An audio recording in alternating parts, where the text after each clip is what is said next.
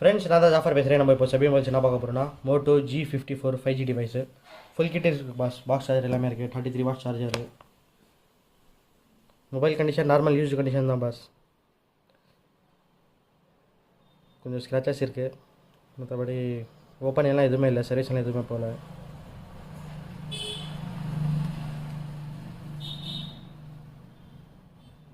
ஸ்க்ரீனில் 1-2 ஸ்க்ராச்சஸ் இருக்குது pass.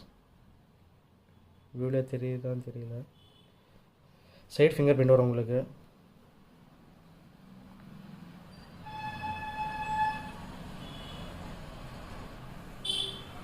Twelve GB RAM, 256 GB storage, 50 mega pixel camera, front 16 இருக்குது.